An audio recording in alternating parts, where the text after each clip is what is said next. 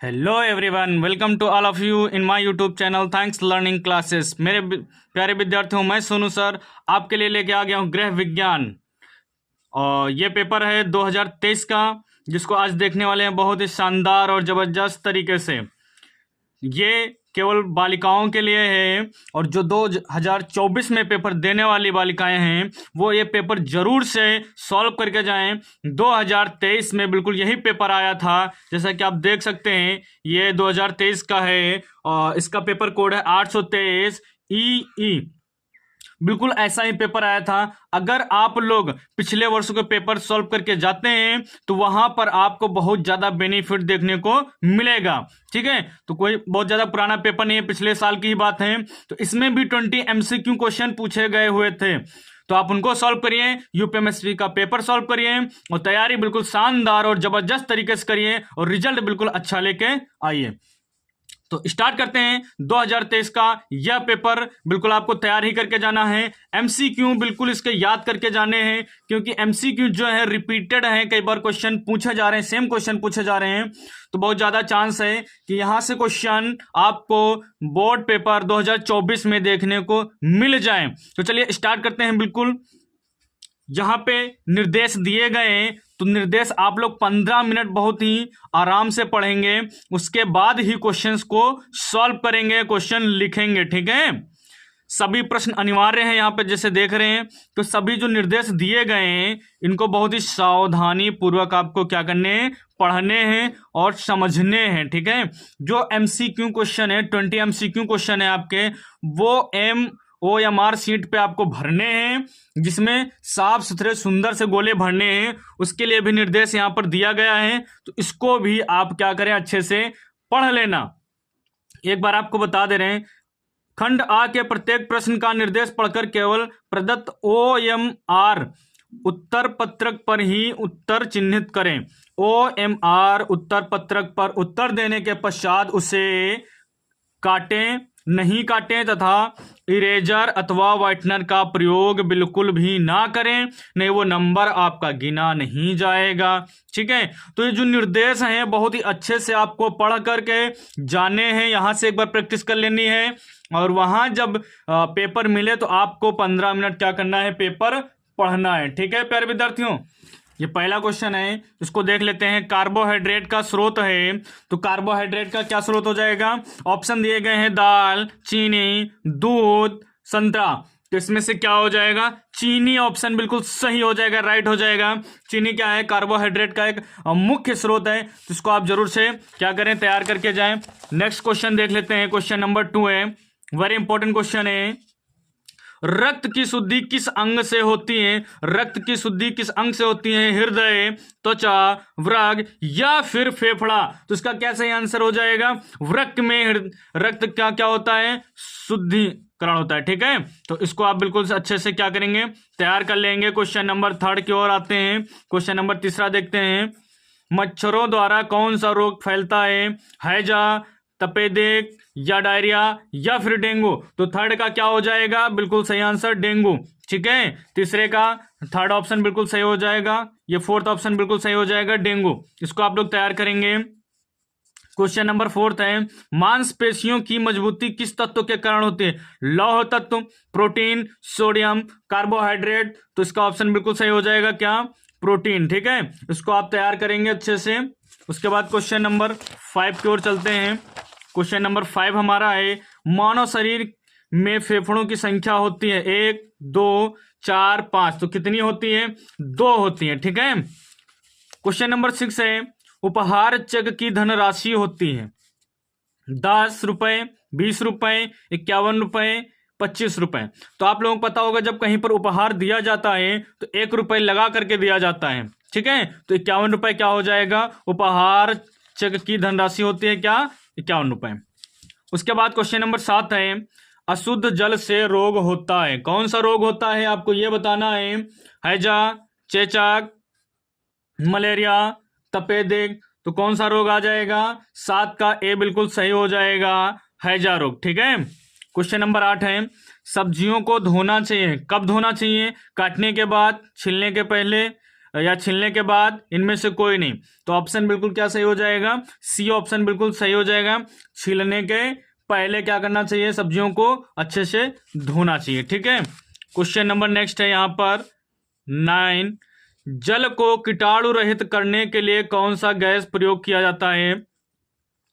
Nitrogen, chlorine, hydrogen, carbon dioxide. तो जल को कीटाणु रहित करने के लिए क्लोरीन गैस का प्रयोग किया जाता है। उसके बाद है नाड़ी की गति प्रति मिनट होती है, यह बताना है 72 से 80, 80 से 90, 90 से 100, 100 से 120। कितना हो जाएगा, 72 से 80। मक्खियों द्वारा फैलने वाला रोग बताना है आपको, पीलिया, मलेरिया, डायरिया, तपेदिक। तो 11 का आपका बिल्कुल सही हो जाएगा डायरिया। क्वेश्चन नंबर 12 देख लेते हैं जल्दी से। क्वेश्चन नंबर 12, हैजा किसके द्वारा फैलता है? अभी हम ऊपर देख के आए हैं किसके द्वारा फैलता है। तो इसमें ऑप्शन दिए गए हैं वायु, जल, भोजन, इनमें से कोई नहीं। तो क्या हो जाएगा, इनमें से कोई नहीं, क्योंकि अशुद्ध जल से फैलता है, आपने अभी पढ़ा हुआ है, और इसमें सिर्फ जल दिया है, अशुद्ध जल नहीं है, तो इनमें से कोई नहीं। ठीक है, क्वेश्चन नंबर 13 है, निम्न में से कौन सा साफ तरल आहार नहीं है? फलों का रस, नींबू पानी, दाल, चाय। तो इसमें से सही ऑप्शन क्या हो जाएगा, दाल। क्या है, साफ तरल पदार्थ नहीं है। क्वेश्चन नंबर 14 है, न्यूमेरिकल है, 5 लीटर दूध का दाम 220 रुपए है, तो 1 लीटर दूध का दाम क्या होगा? ठीक है, इसको भाग देके कर लेंगे तो क्या आ जाएगा, 44 रुपए आ जाएगा। 14 का बिल्कुल सी ऑप्शन सही हो जाएगा, इसको आप कर सकते हैं। उसके बाद है क्वेश्चन नंबर 15, मोच का क्या लक्षण है? मोच होने पे दर्द होता है, मांसपेशियों में खिंचाव आता है, या सूजन होती है, इनमें से सभी। तो क्या हो जाएगा, इनमें से सभी।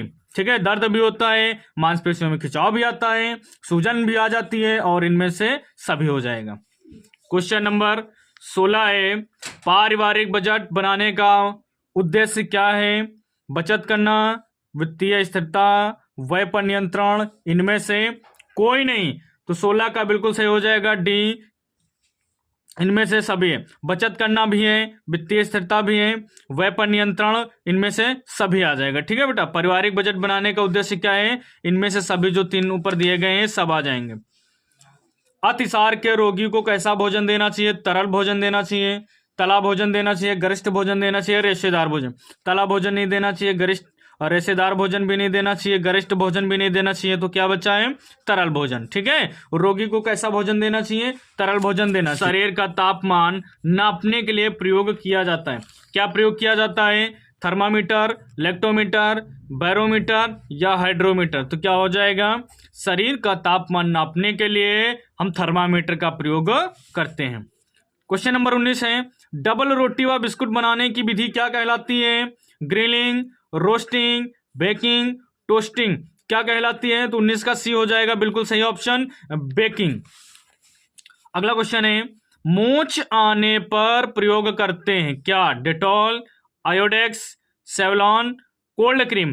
क्या प्रयोग करते हैं? तो जब भी मोच आती है तो हम क्या उपयोग करते हैं? आयोडेक्स का प्रयोग करते हैं। ठीक है ना, तो ये 20 क्वेश्चन है प्यारे बच्चों। अगर आपको वीडियो हेल्पफुल लग रही है तो वीडियो को लाइक कर सकते हैं, और आप चाहते हैं कि इस प्रकार से नई वीडियो आपको मिलती रहे तो आप चैनल को सब्सक्राइब भी कर लें।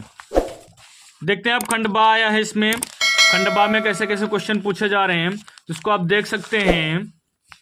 खंड बा, प्रश्न संख्या 21 से 26 तक अतिलघु उत्तरीय है।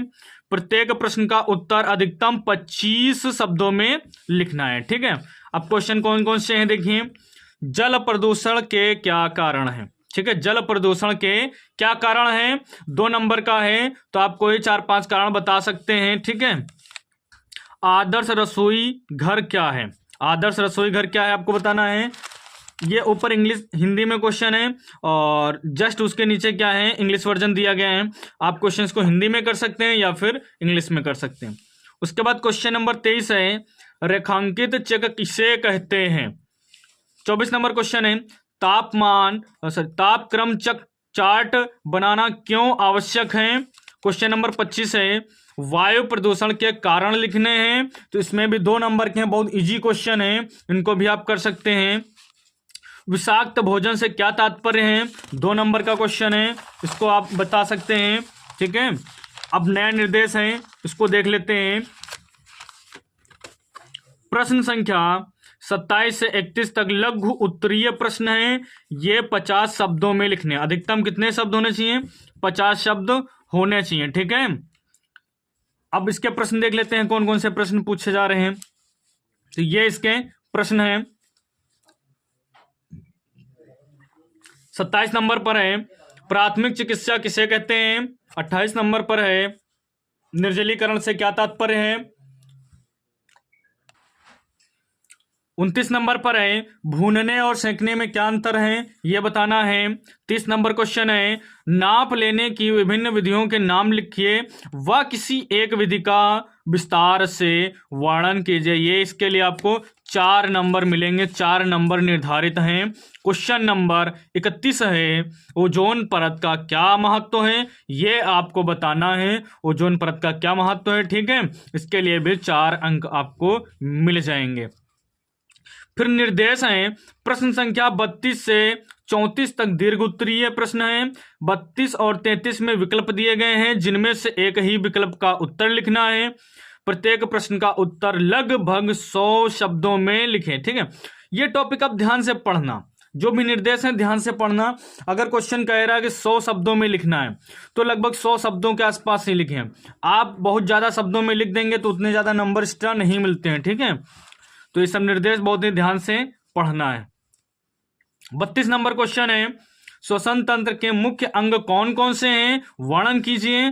पर्यावरण प्रदूषण का क्या तात्पर्य है, प्रदूषण का मानव जीवन पर पड़ने वाले प्रभाव का वर्णन कीजिए।